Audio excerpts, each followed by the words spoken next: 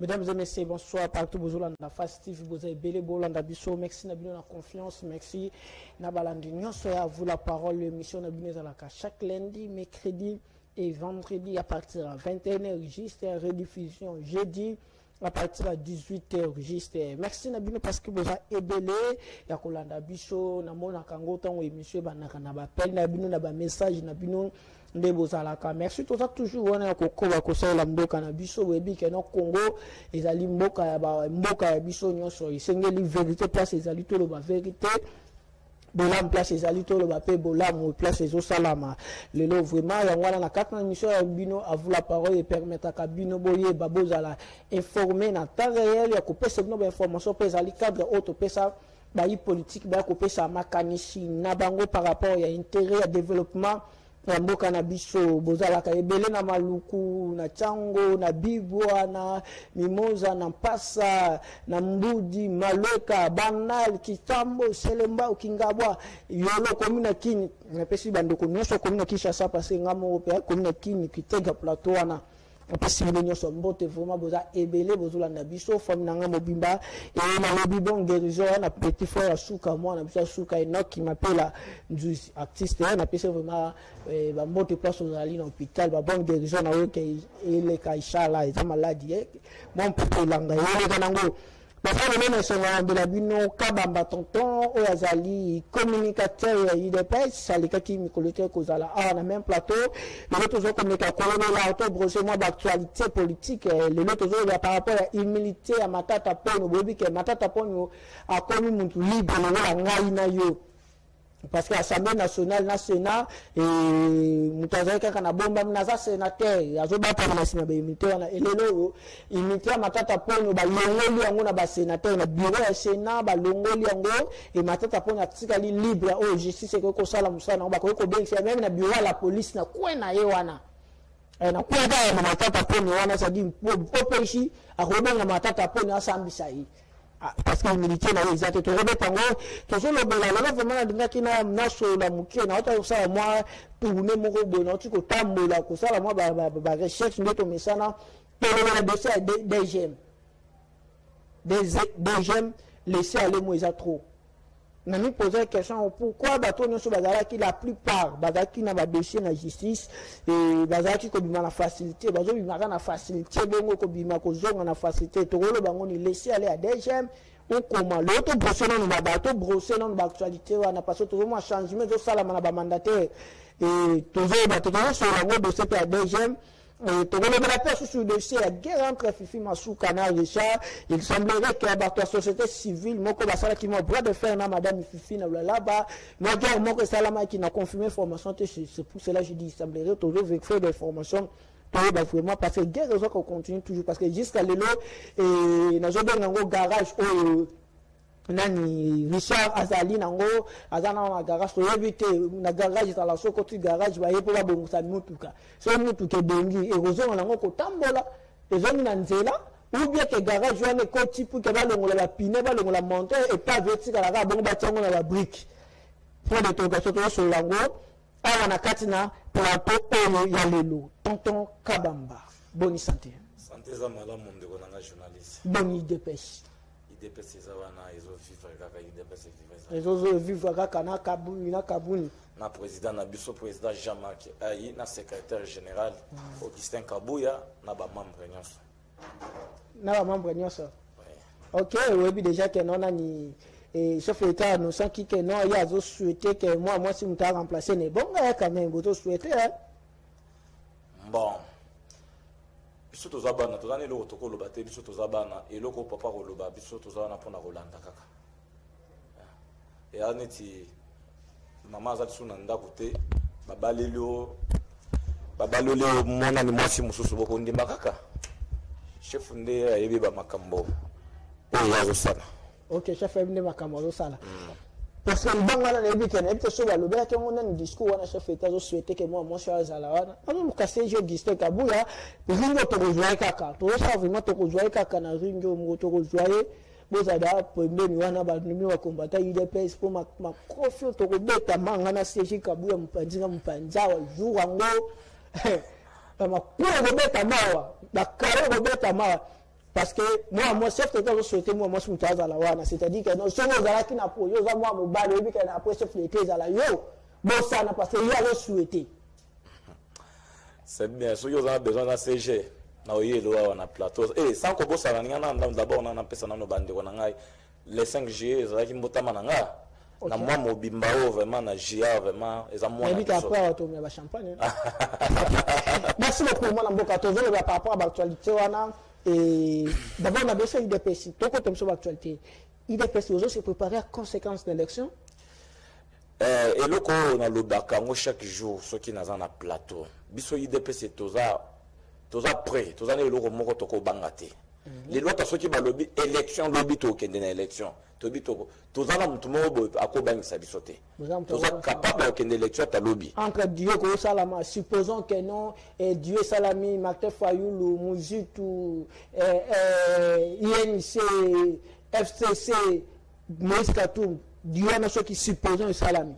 Dès qu'on a un journaliste de l'émission, tous les locaux toko bangate. Ko sala dio te biso toza so ke élection za lobby to kende élection biso IDP c'est toza capable de kende élection et toza to mona candidat moko boya ko bangisa biso azate dossier matata pono balongoli ba humilité na ye mona mboka lecture nous ça na dossier wana. Merci beaucoup ndeko nanga journaliste eza le kumu makasi vraiment ya ko féliciter bigo na biso ya Sénat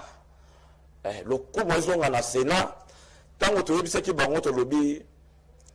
le peuple d'abord, tous les pour nous servir ma boumouna bisoté. Tous les pour le peuple,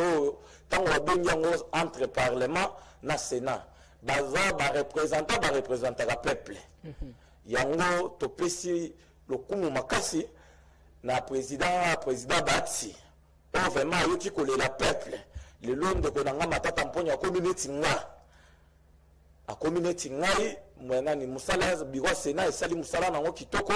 tozo zela justice esala musala nango soki justice moni bengisi ndeko matata moni aza inonsa bako libérer soki matata ayebi na ba makambo wana ya nani ya Bukamalonzo ayebi yango singe kozala singa mulai batu ba contemplaler batu belé makasi ba interpeller batu belé le roi nani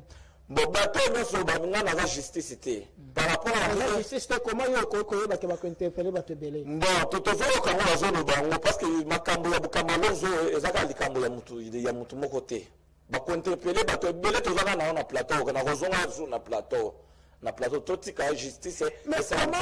comment matata pono a travaillé qui ancien premier ministre mais ba premier ministre ba interpeller zali kambo ya Bukamalonzo te zali zanirisation so na bosanité je crois n'était so na massacre moana te quand même ba interpeller ba Congo ba interpeller na dossier wana otu ko leka parce que il y avait trouble moko salama ki ba congolais ba pia ki bilo kwa ba na bilo kwa ba congolais ba pia ki et il tango akota ka sengi na l'état après ça va foutre batu wana ba pesa kimbo ba jumbo ba pesier ndenge za mité mais dossier wana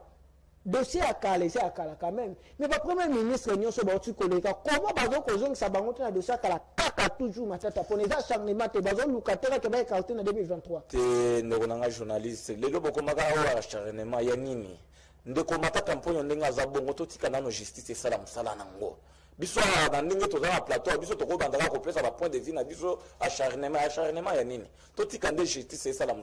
mosala nango ndeko matata mponyo soki amoni aza na problème te justice ekotika ye justice ekotika ye akende nano akende korépondre elongo ngana koloba na plateau na o soki vraiment justice ebengisi ye akende korépondre soki amoni aza innocent bakotika ye soki aza innocent te ekolie ça fait toi baka finir dans le passé te même mikolo ba comme apparemment le cas ba dossier nyonso akaleko mozonga eza omoni régime oyo le ka justice ezalaki te justice ezalaki te justice na biso ezalaki par rapport soki bajuge bazolingana bamagistrat bazolinga basala mosala nango intervention il faut babanda kosalaka intervention omoni kotya banani bamagistrat mal à l'aise magistrat aza na dossier na mesa okoka telefone babengi mwa d'autre euti likolo sikoyo na pouvoir afaco blague wana eza te ye moko chef de l'état alobaki alobi faut batika justice ezala indépendant ata soki oza ndeko na ye ata ngaka bamba ndenge naza boye toza na pouvoir soki nasali erreur justice ekokanga ngai faut nazala na raison yango moni bamakambo tozokende nango batika justice esala mosala nango justice esala mosala nango kwa yoka bamba sosala erreur bakokanga yokotangela ngai combien de personnes na UDPS na union sacrée bato nyonso basali oyo bakangi bango na justice oyo bazali to bainterpele bango na justice baza ebele makasi banda tozwaki pouvoir sitelenga 5 baza ebele makasi sitelenga 5 kuza chef de l'état moko bautaki okanga ye azalaki na parquet oyebaki yango te soki omonaki bamakambo etambolaki na nani na réseaux sociaux entre na bajour ya couvre-feu entre na banani na bapolicier exemple yango wana ya liboso baza ebele nga moko na mokabamba bautaki okanga nga mpo na kachine parce na respectaki mibeko te 3 mais na vie makambo eza ebele makasi mais nga kotangela na ngambo ya bata pepe de ba pouvoir ya bato batravaille na Joseph Kabila baza mwa baleki même 5 bato wana baza bato akokotela te bato wana bamimonaki peut-être bango baza banzambe eloko omoni eloko nyonso ezalaka na fin nango comprendre bato wana babebisi mboka makasi soki yo moko makambo ozoloba vraiment okotela bango okamusanga ndeko nanga journaliste okamusanga eza makambo vraiment neti kobenda na entre bona te bato wana babebisaki otika nano justice apparemment eza lokola pour justice eza 2 poids 2 mesures dossier ya covid-19 esuka olingi ozongisanga so na débat wana te natuni question olingi ozongisanga so na débat wana ebi dossier ebi ka UDPS kaka so babilo moko bobomoni kaka eza bino na kati wana bokotaka te parce que natuni question ooti répondre ya matata po dossier ya covid-19 eza dossier ya covid nayebi kotolinga okende nanga wana nayebi sa na lobi biso UDPS toza wana mpona koencadre babandi soit esquisse na terme na ngai lelo soki yo moni ndenge oza bongo kende na justice okende oloba te soki à l'époque ezalaki ministre moko ya UDPS bakointerpele yo ozota na futur ozota na futur mais dossier matata po neza ya kala tala ndenge justice esalami mbango est-ce que kabamba tosola bato baolanda biso na ndako émission elandamaka trop sipe baresponsable balandaka yango nani bato bacomprendre biso toloba makambo te bacomprendre message oyo ezobima na émission oyo na plateau oyo lelo est-ce que oza fier ya kolobaka état de droit oyo papa Etienne Tshisekedi alitaki na biso tant tozalaki na pouvoir ayebisaki biso so tokoti état de droit yango tokoti yango ezosala mosala naza sire makasi ya 100%. nini pousse olobaka oza sire naza sire ya 100%. lelo makambo ebele échange makasi lokola banda ndeko nani son excellence Félix Tshisekedi Tshilombo banda yaki na pouvoir makambo échange makasi yo moko oza témoin ndenge ata ndenge ozoloba bongo na motema na oyebi makambo échange makasi na makambo ka bato bakota puze zaka bato ngo esama ba puze zaka bato kote wana siko yo zolinga soki bato ya UDPS basali mbeba te olinga ka bakanga ngendo ko ma place wana tradition bato ya basali mbeba te ali ka UDPS banda pouvoir no so batambo baza ba 5 kasi yango na biso na biyo soki oza na preuve soki oza na lika mutu moko ayidepesa afalaki justice aza wana okende na justice nani président Pierrot aza wana okende kuna bakosambisa mutu ayidepesa soki okende makala na pouvoir ko franchise aba makambo lobi te parce que naza mutu ayide pese nakende nasala manyanga nakende nazo eloko ya mutu te. Vous faut que matata pour nous bazon ngaba écarté pour l'élection 2023 bazon ngaba écarté ba poids lourd nyonso ba ko tia bino guerre ba ko lutter ma casse na chef de l'état na 2023. Ceux qui vraiment to lingi vraiment to au sala comparaison wana vraiment est-ce que matata mponyo na nazo peser. Botika ba débat wana matata mponyo nazo peser te. Est-ce que biso vraiment to ko banga vraiment matata mponyo. Attention ba sangani likita biso to ko banga matata mponyo matata mponyo eza makambo etali politique te matata mponyo azana ba makambo na justice asila na justice wani eza ba makambo na bino ba journaliste makambo journaliste ça par rapport au ngoko tsa débat to zana ngwana ya lobate te to yebisa bino élection to so banga élection te est-ce que matata poso ka ayaki na union sacrée anga subi wazo subi lelo so radera ki na union sacrée oh ngwana asi azana na union sacrée. Ah oui, aussi. Nasi raza na union sacrée. Bato ba signé ki ba yebana. Matata pe azana union sacrée. Bato nyonso ba signé ki union sacrée. Na lobi matata pe azana union sacrée. Bato ba signé ki te Richard Mouyenj, azana problème lelo na madame Fifi, azana garage, bato ba signé ki te Zoé Kabila, ye ba longoli, bato ba signé ki te Matata Ponyo, et ça dit bato nyonso presque ba signé ka te. Bango nyonso bazo baza eka. Ah, yonde muto zo pesa information na ngana ebika azana na union sacrée. Nalinga lobelo ko ndenge mokonzi abimisa vision ya union sacrée za koloba soki ozana mabe makasi oye na union sacrée nde babomba ote eza koloba soki ozana mabe na makambo nyonso alobi te na ndenge naza na union sacrée nakende obatama parce que naza na union sacrée te soki ozana problème bakokanga justice ekosala mosala nango matanda mingi dossier ya matata ponyo non préparer un ring à vendredi vendredi non préparer un moment ring IDPS la muka FCC a wana ring to indi c'est langwa parce que FCC baza maramba luba parce que Francine Muyamba Francis sénatrice Francine Muyumba au tukoloba bien que non et premier ministre eza premier matata pour la premier ministre a dirigé na mboka oyo ba premier ministre msusu ba dirigeant qui pourquoi baza ko interpeller bango te baza ko bengisa bango na justice ba ye ba pe les passer avant seulement ka matata pour on réagir par rapport ya avec la matata ba premier ministre ba leke belé par rapport ya nani ya Francine Muyumba sénateur yena nkotala nanu justice il faut landela ceux qui parmi bateaux vraiment justice il faut landela bako landela pe j'espère à l'époque azalaka ça comme mikosa na mikosa ta à l'époque azalaka ceux qui nani boyo ça comme mikosa ezaba makambo ya koloba te ndenge ezabongo ndenge bazolandela matata mponyo ya un problème te baza problème na matata mponyo te za simple aokende liboso ya banzuzi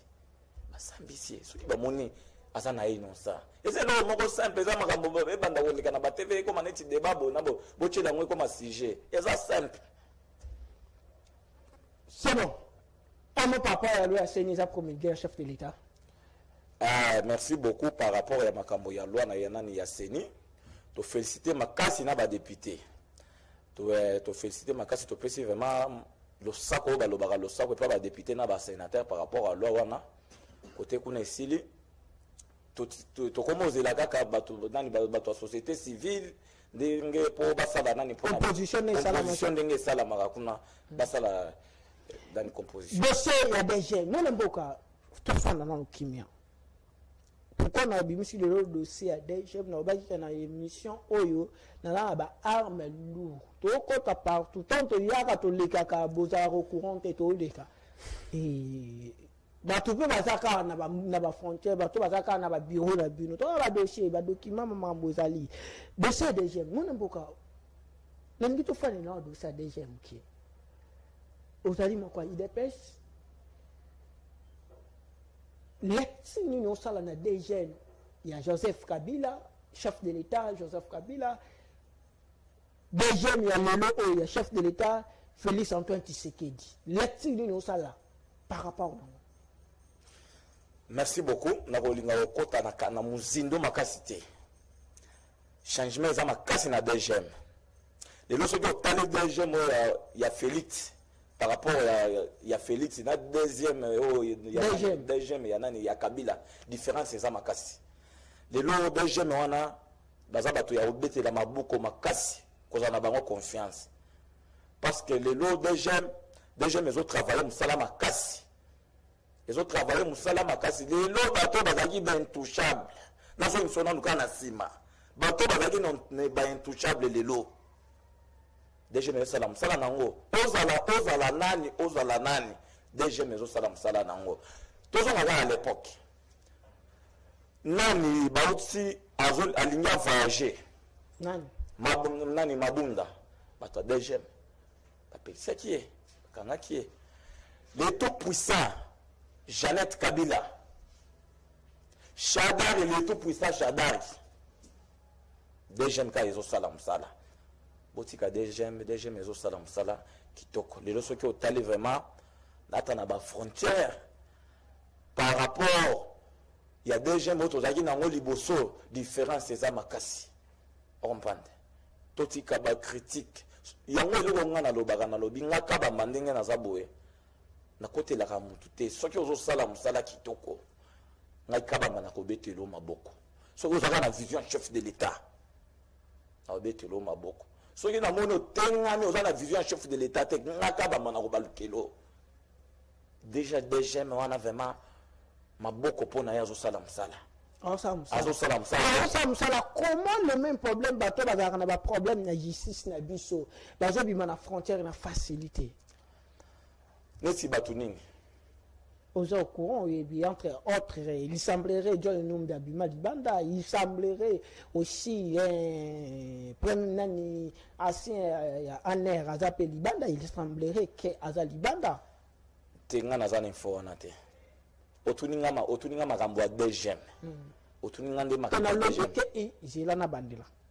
na lobi boye. Pourquoi bato non so bazaka na problème na justice babimaka na facilité na ko bando tangelo wili ba konga bimande ni ngwa koma na braza service a DGM yo bio sa bazala wa to yana nazo ka na plus sans réponse na bi nazo ka to yana na tunu question wili ba konga koma na braza comment to par rapport ya makambo wili ba konga ya ngolingi vraiment osangisa ngonyoso na yo le bi DGM ça kasi ngona option obi tika makambo na DGM ezo sala msala ngo kitoko. On parle. On a toutes les questions. Mais plutôt il faut démontrer population bah là non anda. Bah ça pour na yo zo ngolo ba déjà mais ba ça la salate. Faut quand même qu'on félicite papa na ro. Là on a il faut qu'on félicite déjà. Ah on a plateau on a la ga ba monga bato. C'est na toutes les questions. Pour na yo la vérité. Exactement quoi ni? Pour la vérité te pour ni. Le quoi ni? Parce que natala soki yandinga ka soki ngana ningi na défendre loko moko za na nzelo za ka olembo parce que population anda ba ina oza courant non ba zo inanga ba c'est pas non tam kete ma nyonso solo ba ba ba nini mambo zolo ba non je défendre na go défendre bato ba zo sala msala parce que na pose question au courant de montrer nga DGM oyo le besa msana ngo DGM na DGM o sa msana ngo wili ba konga za na problème na justice abima koma na braza ndenge nini. Merci beaucoup. La question on a ndingo poser la question ana. Question msusu kozala. Ndani na tu na question msusu kozala. Opoza kinga ba makambo DGM na montre ndenge DG wana ndinga zo sala msala lelo soki chef lelo. O makele obiso tozo soki chef azana e confiance. Soki chef azana e confiance. Yango chef atiki ya zo sala msala. Amona zo travailler makasi. Potika mutu pona nini biso ba kongole tozala raboye. Mutu soki azo sala msala kitoko. Au moins place nyonso bitumbenge ezanga raté yo ta place aux na chenao aux rapena batu babundisaka en tant que kolo chenao yo sala msala kitoko moko loko mona soki ozana erreur le boko sila na nae IDPS apparemment ba communicateur IDPS peut permettre ngana lubango parce que bozo ba ke bo comment finir c'est IDPS ko finir ça na sens nini bozo défendre boute ko de baka ba communicateur IDPS ba membre IDPS boute ko défendre Gentini kaka Gentini ana peka bato boko mo finga peka IDPS lelo bo défendre DG ka bato msusu IDPS va critiquer pour nanga pour na na moni loko déjà masala ya mabete déjà mazo sala musala kitoko mokolo akotengama mokonzi akozwa décision mokolo akotengama mokolo akozwa to meta dossier Fifi Masuka parce que wana moni ba réponse na o dossier ya Fifi Masuka nous les autres passé na là-bas na lolaba eloko moko ezo se passé ezate yo information na lolaba eloko ezo se passé kuna problème d'abord entre l'évolution bilan ya madame Fifi Soba Ibatuna yo bilan ya mama gouverneur mama Fifi Masuka place aza na pesi na mbote j'espère bana lolaba bazolanda ngai bilan ya madame mama Fifi Masuka bilan na eza kitoko makasi eza kitoko makasi par rapport ya vision oyo aza nango ya chef de l'état mama azovanda na bureau te mama akomi nakoloba ndeni ni mama azovanda na bureau te mama akomi l'homme de terrain azolinga te basalelaka ye ka barapport avandi na climatiseur na bureau te azolinga ye moko eloko ebomaki ndeko na biso Richard Muyege yango wana eloko ebomaki ndeko na biso Richard Muyege yango wana kovanda ka na bureau lingika kovanda na bureau azaki na vision chef de l'état mama Fifi Masuka aza na vision chef de l'état makasi aza partout pona nani pona ka union sacrée vision chef de l'état azane partout wana pona population te mais pona vision chef de l'état te nazoloba pona population de nini azala population za na besoin makasi yo moni banda mama Fifi Masuka banda vanda ki lo laba wana omona te kimi ekoti aza bien na population social eza makasi na lolaba ya kolobela te mama za na terrain nyonso na utaki otala nani ba utaki olakisa ngo mama kitaki par rapport au ya ba prix nani na wenze nani na bango ya lolaba wana te makambo zo tambola bien mais bila mama Fifi Masuka eza kitoko makasi yo kisi na lolaba pour ba bila eza kitoko naza pe na contact na bato bazakuna nazana contact na bato ya lolaba bana lolaba bazana nyonso mpe nazana ba info bana lolaba bazoyebisanga oluka musala oluka mbongo oluka nini naluka musala te nasalaka déjà naluka musala tusu nde nini musala nga nazala capitale wana nakende province nasalaka déjà eloni ozopuse olobaki ya Fifi osala nakomprendaka yo te tenga na otuna s'il vous plaît na otuna mituna batu nde baza na ndako baza na posa mituna totuna ke utaka na ba population répondre les population elo ni pousser yo oloba ke Fifi Masuka osala musala bien mama wana azosala musala makasi fort azosala musala vraiment ya makasi yo moko mokolo okende lolaba yo moko kondima omoni ba makelele oyo nyonso nga na kozomona nasi na comprendre bato moko boye bakoma utiliser bato babimisi bambongo bapesi bato kuna bacha makelele mpo bafilime bango o bafuna utaki ozwa pele bauti obenga nga abi kabamba tolandako makasi wana bana lwalaba kabamba tolandako makasi mama azosala musala kitoko makasi tozala mama tinda suka bato bazotya makelele baza bato soi-disant bato moko baza kuna bazobenga mwa groupe ya bato moko boye bapesi bango mbongo mpo bafinire bango babanda otya makelele oyo baza besoin na muyege azonga te makambo nazoyebisa bana lwalaba balingi mama Fifi Masuka makasi balingi mama Fifi Masuka makasi comprendre pourquoi Richard azaki gouverneur balongo liete ba député balongo liete démission te mais afandi ti lelo na Kinshasa oza journaliste wana vraiment il faut caméra na etambola okende okutana na pour toute question wana à répondre on a porte-parole na été apparemment bino IDPS intérimaire abeti a dépassé 6 mois déjà to ma daso ba déjà to okende Richard Muyege pas fandika Fifi pas a dépassé sous ba limite wana c'est ça état de droit gouverneur alola bali wana Fifi Masuka nde gouverneur alola na lobby gouverneur la papa na IDPS intérimaire ezala titulaire na lobby pour na yo ozokanisa peut-être azosala intérim mais gouverneur ye wana au peuple ya lwalaba balingi mutu azovanda bien aza na peuple ya lwalaba et puis mutu mpe aza na vision chef de l'état mama Fifi Masuka ceux qui osent kabiente nazo lo bango na français te nazo lo bango na lingala na lobi mama Fifi Masuka nde gouverneur ya Lualaba bana Lualaba baza confiance na mama Fifi Masuka tozana gouverneur mususu de société ombani parce que mama Fifi Masuka alana elonga liboso na azotala nanu social ya bana Lualaba azotala nanu azana na vision chef de l'état tala biloko mibale wana ezotambola nzela moko ombani avant et puis nako tout la pour na ba conseiller bino ba conseiller la chef de l'état nazo tout la bino ba komika ko kendira lwala ba conseiller bozo kende lukanini botika pe opemisa pe mama wana vanda pe kimia asara na musala ba conseiller chef de l'état bo komika ko kendira lwala botika mama wana za na vision ya chef de l'état asara na musala social ndenge tondimi quand même banga Lualaba bandimi côté social les amakasi ko social les amakasi kuna na Lualaba on a linga na loba nango lelo par rapport ya question tuninga pona mama Fifi Masuka na ebité soki etikali mususu na ko répondre na va capable pona répondre mituna nyonso bonjour anda biso belé merci beaucoup na bande connaissance toujours na va ko informer bino déjà que non mi koza ko ya peut-être semaine wana émission mo koza ko banda awana na Fast TV eza ya toujours pesa mo espace wana pour na presse souvent ba chef bazo bunda par rapport wana uzaka samedi to ko pesa occasion de boto ko landa moko na lundi ba ndeko na biso ya ba panisango baleka ki awa toujours ko luka ke ba journaliste ba pesa likanisi na bango par rapport à élection wa ezo le kana NPC botu nga position nga te no moko na okende kuna parce que mutu moko abenga ko voter nan information ezali Toujours bunda malano. Toroya confirmé bino parce que l'élection ezali ya INPC ezali vendredi oyo et Jean-Marie Kassambande nous bato pesa information lelo na vérifiant parce que nataki na ba course de que non il semblerait que ba invalider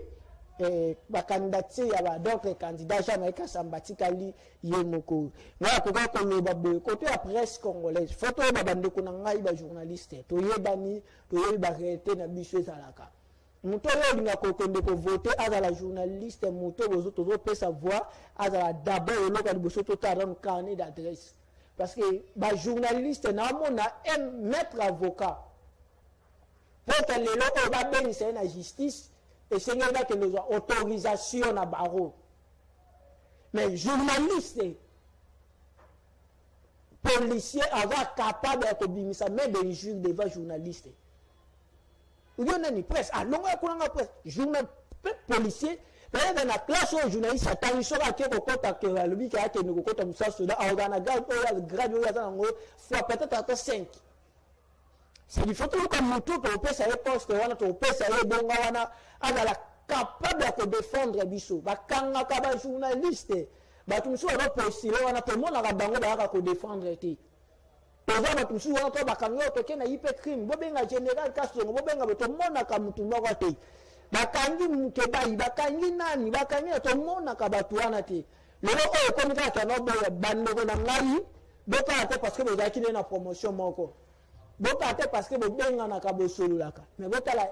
intérêt ya presse mobimba en général parce que kin awa ezali centre d'institution nyoso muto boko wana na poste wana za capable que no problème moko za wana na mutu moko bo autorité président wana yen pesa ville la province de Kinshasa a bengi pe basololi et il fallait que bunda musana biso za na valeur kaba mbato cité na dossier ya madame Fifi non auto moni chef d'état a outi ko tia madame moi si na banque centrale. Madame Fifi a ça musa ndongo yolobi. Est-ce que en 2023, est-ce que tu t'occupes d'une élection, tu t'occupes d'une fin à mandat, population à Madame Fifi a la même ligne wana au sein de la vision chef de l'État.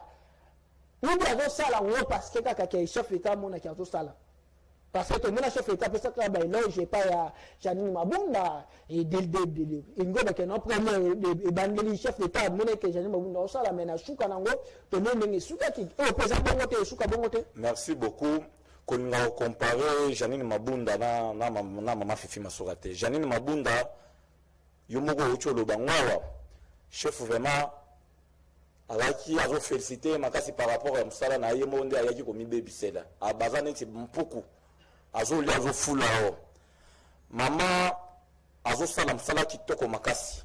eza koloba te azo sala bongo po asepelisa chef de l'état soit bona bote azo sala msala na motema mobimba azo sala msala na motema mobimba parce que ye muto azo représenter chef de l'état kuna na Lualaba kuna yango na utaki oyebiso na lobi soki awa tozoloba boye mama Fifi Masuku aza na province ya Lualaba te aza na banani babengaka ngo nini bamboka wana ya Lualaba wana tala msala azosala msala kitoko makasi ntango azoloba na aza na Lualaba te akeko contrôler kote bachinois bazosala banzela wana kota Lualaba wana koleka soki Lualaba Maman zo vanda na bureau te maman zo sala msala kitoko makasi yango moni chef pas pese pe confiance hein bana Lualaba pe ba pese confiance maman zo sala msala kitoko toko senga kana nzambe apese vraiment makasi nzambe apese makasi osali et continuer ko sala ka eza le belé continuer ka ke belé parce que avant les scènes avant la vision surtout tali abaza ba maman moko bazo tombola lokumu ya basi ba mama Fifi Masuka wana baze belete les deux soki omoni yango zo pesa courage na musala kitoko mama Fifi Masuka zo sala na Lualaba ezo pesa zo motiver chef de l'état pour ba mama mususu pe batika la bazo pe chance ya konome basi ka bana mibalika bazo la kana nani te na basi pe baza pe bato bazo défendre makasi yango moni chef de l'état pe pe courage makasi yango aucho nomé susu mwana mwasi na banque centrale Lus nangaza likola lus no misale zo sama na ville province ya Kinshasa et samani wana tozongeli ba descente na terrain c'est-à-dire mais Gentini Ngobila gouverneur a vu la province ya Kinshasa et kiti na terrain total la kindenge zo tambola dossier ya Zandu lundi tozongeli ba place Zandu komi bon ça qui va au Zandu et ça la 15 mois il semblerait il faut ça la 15 mois pour ici là to komi wat ngago mana bosanité yo na bosanité na la musa sous de ça Zandu to yo de sous la pied komi wat na bishibino je me so bro la musa na la musa de ça Zandu c'est rien to banda botala na la musa de ça na yeba étant que journaliste population ba na biso ndako ba yeba dossier Zandu wana et comme na niveau nini ne bani déjà kotonga musala ya kobuka be bani déjà esila ki kobuka ba bani ya kotala beto to bani déjà kosala nini to yeba dossier Zandu parce que bonga na batoka ba mama misusu ba koma ba fana na ndako ba yebite ne ba boko la bana po bilisa do na Zandu wana to kota na dossier na Zandu pour ceux qui sont na zaki na mumbele pour ceux qui sont na mumbele avenir mumbele zo ke ni tigo pour ngaba wana oui misala zo salama na occupation semaine wala to zongeli na terrain Gentini Ngobila maka gouverneur la ville province de Kinshasa le général Kasongo to zongeli to ta se couvre fond pe ça ma bien et ça ma bien to ba soudan no va respecter musala ngondenge za ka c'est ça musala journaliste et c'est ça musala biso presque débat kondi ba ye ba que no place et ça ma bien te général fan na ba place wana mususu nga quand ça yiba soudan na tinda ke non Gentini Ngobila peut-être là qui gouverneur to la museno no ale ba ke de ça no ba mama za no ba benga biso mama na ça parce que na jo ba peine ngo belé comme moi na ba mama ya Zandu awa na plateau na jo ba dossier ba belé c'est belé makasi na dossier Zandu nga na za banki te na bomaka na mboka to beta ba sujet dossier sortie médiatique à chef de l'État. La sortie médiatique, tu aussi, on a 3 points. Côté à vaccin, dossier à Mitouka, na salaire. D'abord, sortie médiatique, avant de côté nous sommes. Pourquoi à chaque fois que ça, mon chef d'État, à ça, les sorties médiatiques, ils ont la moussa. Les Congolais, dès ça, ma casse n'a sorti médiatique, chef d'État, le baba raté ou comment? Bon, merci beaucoup. Nazoli nana on a bâti ça moi mouké na place Ngobila wana. La place Ngobila wana na bâti. Na bâti ça pas une place responsable no ba comment bon. Na linga la bâti ça la place. Il y a gouverneur la ville à Kinshasa mais Gentini Ngobila place ça na PC Mbote. Na PC Mbote. A ebi kana linga ma cash. Botika Ngobila. Botika Ngobila na kini bopeto na. Na simbi. botika Nani asimbi? na kino bopeto na ye zando wana kala bazo na zando olekite oyeka na teva obandi oloba s'il vous plaît, je suis nasa journaliste te na likaka boy na fandi boy non pas na oloba makambo ya zando ba mama ya zando ba olanda nga na ndako ba yebi ke makambo na oloba eza ngate bango nde mutu batingi ngala si ok c'est bien ba mama na biso ya zando ilo ngala osenga ba mama na biso ya zando baza na kimia bozala kimia tani aruti oloba ozosala te yoka na obosana makambo zela babomisela bango zando ekoma propre soki chef de l'état ye moko azwi décision alobi te makambo gentini ngubila azosala asepeli nango bakanga zando batonga zando ya bien chef de l'état ko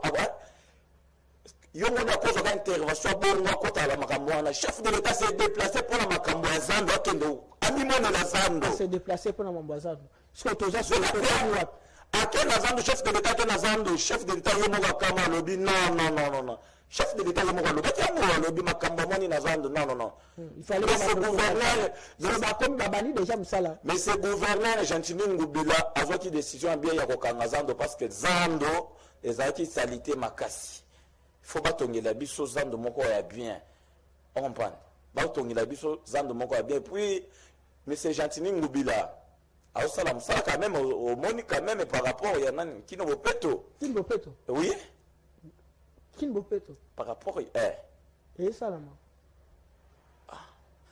prince merci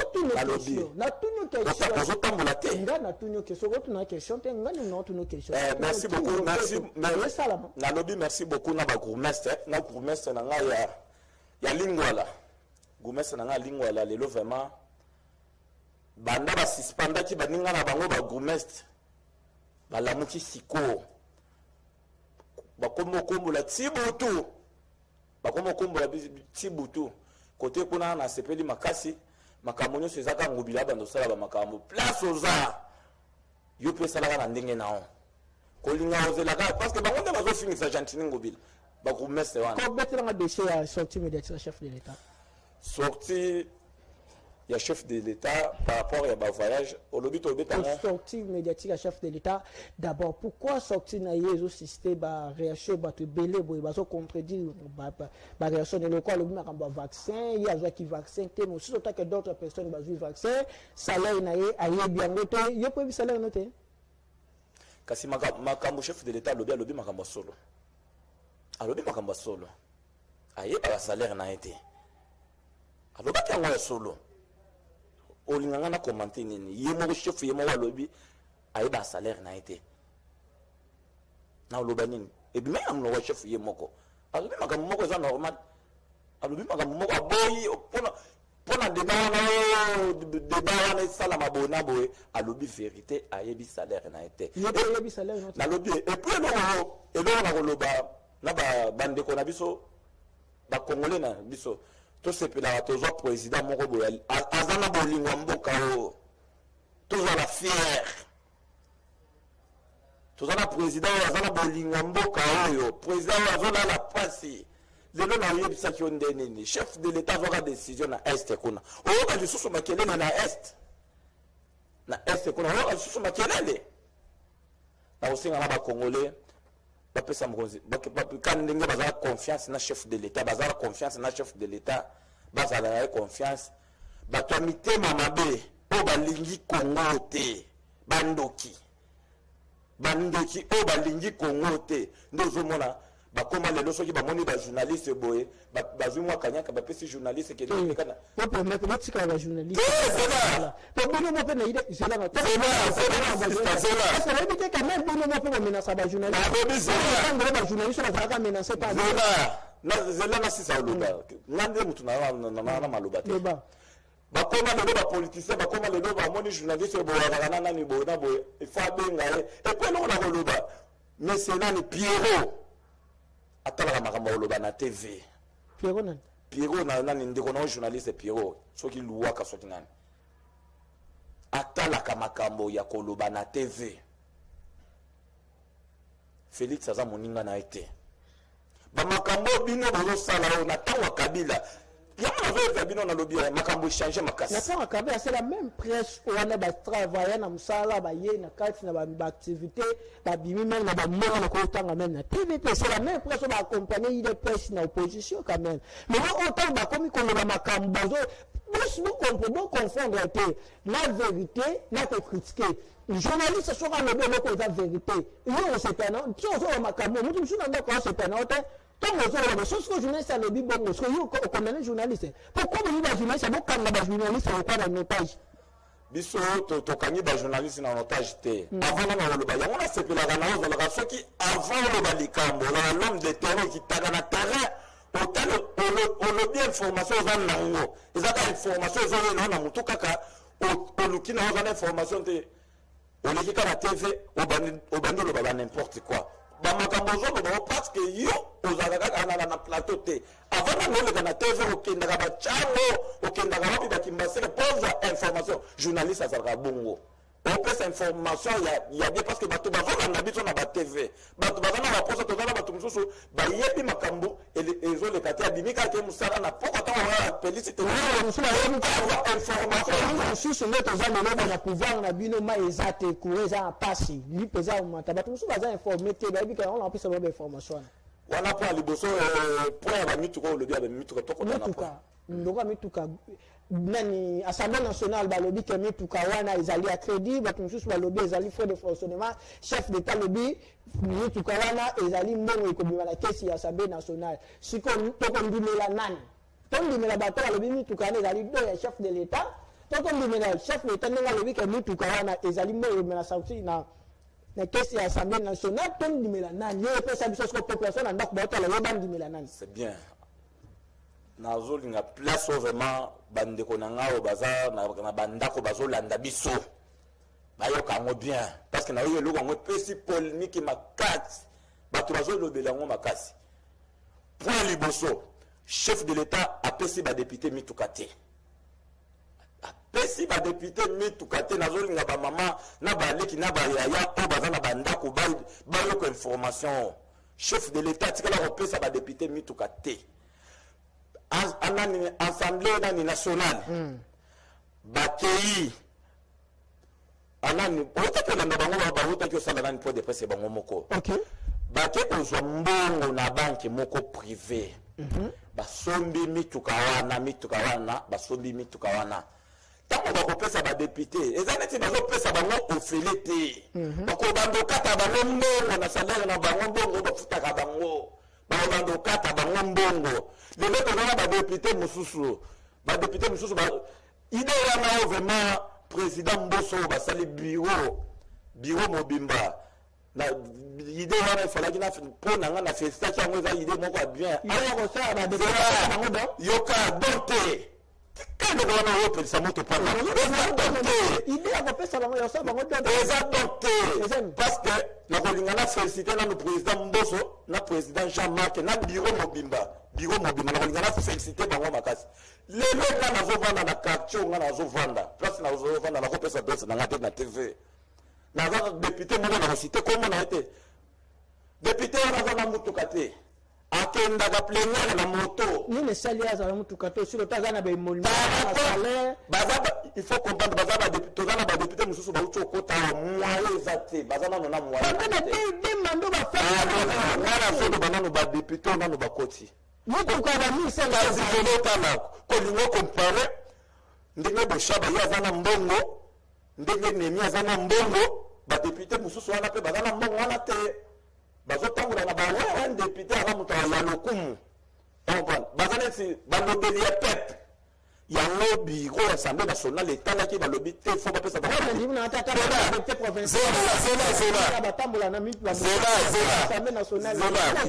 batandaki biro etandaki balobi bake na banki moko privé bake kosolola bazwi mbongo badefi mbongo tango bakopesa badepute basombi Mituka wana Mituka na salaire ya badepute bakobanda kata bango mbongo chef de l'état apesi kado ata moko te kado ya mosala nini kado aopesa bango kado ya mosala ya nini ata soki bino ndenge bozoloba lobi chef de l'état botika babiloko wana Non, le bureau. Botika la vidéo amboso. Na lobi botika la biloko. La nevi. Wana eza pe voir mboso te. Na zone ba na vérité. Eza yete ya. Ya yete. Makambo mboso alobaki eza ba makambo wana mboso alobaki te. Comprendre. Vérité wana nyana loba wana. Eza na odia mboso te.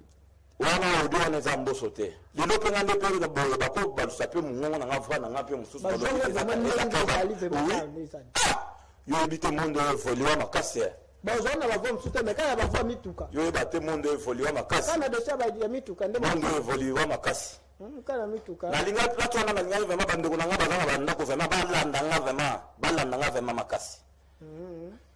kana mituka ndemo tu bazo fana yo ile pesi yango yo pas peut-être c'est que la tika tozaka na vision na ka papa tikela biso to tikela obunga te tozaka na boye tukona biso na suka ya lelo tukona juma na suka na beto mo ba arme ya suka parce que avec atakate merci na appel merci tombaka mutu nyonso ndeko tontoka baba benga ki biso vraiment il fallait azala ya alika et vu que ya invitation so ki muta benga ki to ngato baba ndeko mususu lelo ala ring ndebe bi ke za mo ba kume vinde kwa benga ki avec na mamba oloba eza plateau to permettre ki to yokaye ya wana to yokiye lelo mais mercredi héroïne wa il dépasse la muka FCC pe samedi mukuboro se retrouver musu samedi wana bomoni boye ba journaliste na ba journaliste plateau mo buto eza déjà wana na ba konji na nga bazo se préparer en conséquence mais ça donne na lobby sous bon guérison et notre m'appelle là passe au landa biso bonne guérison un petit frère propre vraiment hein bonne guérison Joël Biemba merci de bozo benga biso Kabamba ndeko journaliste 2023 etikali pembeni est-ce que vous avez un bilan ou vous représentez le peuple congolais en 2023 il dépêche bileza le quoi yani to représenter bilan ya makasi na nini vous savez déjà to représenter bilan na savoir est comme na 500 lui pesa komata dollar za komata il y a moyen déjà bilan vous représenter le peuple congolais to kopesa bilan bilan nini na tuna yo yani abi to kopesa bilan yani yo zilaka ozo bilan zakani mutuna msusu eza to comme nasuka pesa message na ba congolais ba tola na yo message nini ko ebisa bango otunya makambo Pierrot te naza dossier Pierrot te Pierrot c'est Pierrot pe otu le beda Pierrot otu le beda Pierrot c'est bien eza mituna suka o ngana ko lobela na koloba na makambo Pierrot juge Pierrot asen yo mutu na yokaki mutu bato wana obayaki awa yo mutu olobaki nani namonaki émission na wana naoluka de élément makasi mpona loba yango yango ayaki mpona apesa mpe droit de réponse oyo yakini opesa droit de réponse epesa droit de réponse oyakika mpo opesa droit de réponse mais par rapport ya bamakambo ya bato ya bino balekaki ya makambo soki ya Pierrot ya nini bon opesa droit de réponse répondre bon nalandaki vidéo na émission otaki osala par rapport makambo etali Gabriel nanani na juge Pierrot Gabriel Chite azavie na ngai ayebi nga pe bien avie na nga to bandi na ye opposition na ye pa pe naza banani porte parole ya Pierrot te ya juge Pierrot pa tini nga pe na loba te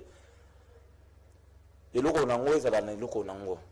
tozala na respect na bato wana bato moko vraiment batomboli mboka oyo lelo mboka ezalaki na pasi makasi babiloko oyo bato ya Kabila basalaki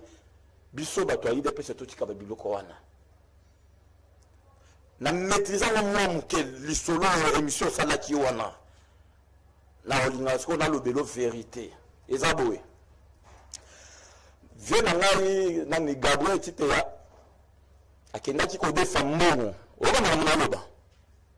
okompa na mona loba oza miko oza droit de réponse akendaki kodefa mbongo na banque azwi mikanda atikeli bato ya banque afutaka mbongo te afutaka mbongo pe esala nini ekendeka na komata olandanga bien mbongo ekendeka na komata banke esali nini eke na justice moto aza na mbongo na biso ayaki kodefa mbongo na biso boye na boye po azongisa biso mbongo akoka lisusu te tozwa nini ndako na ye tosala nini bake na justice basali mikanda boye bateki nani bateki ndako wana mbongo batekelaki lopango wana reso etikalaki bazwi baye kosala nini baye kozomisele na compte na ye ya banke na compte na ye bazomisele na mbongo wana etikalaki oyo batekelaki ndako ye akomokende na compte wana akende kozwa mbongo azokende kozwa mbongo ntango azokende kozwa mbongo akei kosala nini akei kofunda oyo bateki ndako bona boye bato ya banki wana balongi ye bapesi bato ya banki wana raison ya piro nini na kati kuna nini ya piro na kati kuna nini bavie na biso na Gabriel Tite bango il faut bazala vraiment tozala na makambo ya pouvoir kala te o kobenga nani d'intimidation o biloko bato ya pouvoir ya Kabila ya PPD bandenge basalaki ya kobanda ko déranger ba juge boyina bo trafic d'influence te oza mutu na biso IDPS oza vie na biso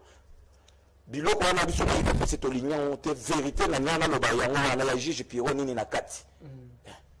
juge Pierrot c'est le juge oyo ayaki ko remplacer juge Yani et oui procès à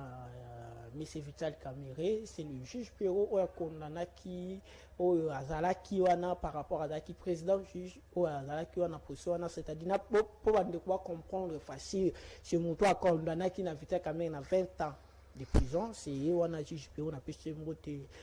mais c'est juge Pierrot je crois semaine wana la oya na audience to kotisa oyebito ya tuna to sous information par rapport au dossier oyo to continue on a fondé na lobby on a parce que ça tellement dossier tellement très sensible et na on appelle monsieur Gabriel Tite ya plateau yango vraiment plateau yango soko ni makofi betama wa na kabamba alobi okie ringe za nango wa yaka na lo te bana de chango za nini parce que au sein de la mission belé na ma belema yango nous allons avoir na même plateau juge Pierrot c'est la juge a un respect parce que tant juge oza ko azana fonction moko ya makasi azana na fonction makasi apparemment makambo lobi la Gabriel Tite na juge Pierrot ozo ko asimango na droit de réponse là na droit simango OK merci message na bakongo mani oui message na ngaka wa suka ngana ko pesa nano merci beaucoup na bande on a so o balandi biso baza na confiance na chef de l'état pas c'est vraiment confiance à 100% chef akoti ka bangote chef azana passe ya Congo makasi telo est qui moi qui me écoute na est chef azo bunda partout abosani ba congolais te azana vision na bango azana passe na ngo et puis place mama Fifi Masuka nzamba batela nzamba pese makasi abose kandenga zo bose ya ngo message na ngasuka yango wana na toza la pena sima ya deuxième na biso ezo sala musala kitoko on est bien deuxième na biso ezo sala musala kitoko on est bien biyolo bakaganga na de merci bosa ke bela kolanda biso Idriss Deniwade na machine kuna et na bosonte chef Mosei